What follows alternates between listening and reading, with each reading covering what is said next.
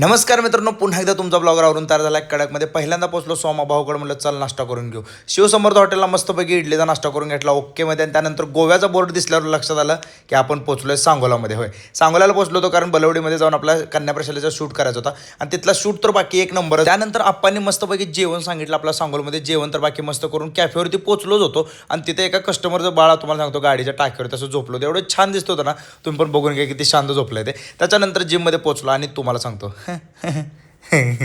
जाऊ द्या, काय विषय नाही. तर हां, तर ही माणसं जी दोघं आहेत ना, ही लेग्स मारत नाही ती, आणि जी लेग्स म्हणजे स्क्वॉट मारत नाही ती. त्यांना काय म्हणते तुम्ही जरा कमेंटमध्ये सांगत असले लेग्स न मारण्याला. हे तर बघा, पंप कसा आला, नुसता लेग्स मारून झाल्यानंतर मस्तपैकी पंपाला बघून मी खुश झालो. म्हणलं लेगचा मसल तर भारी दिसतोय म्हणल्यानंतर टाकला ब्लॉगमध्ये. जाऊ द्या, असू द्या, आपलाच आहे. त्यानंतर हप्ता मागायला पोचलो होतो अतुल दादांकडे, पण अतुल दादा म्हणजे हप्ता नाही, पाव लेके जाऊ.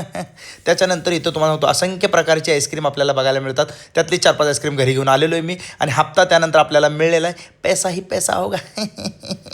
झोपा घ्या आता, किती बघणार आहे ब्लॉग माझा, झोपा.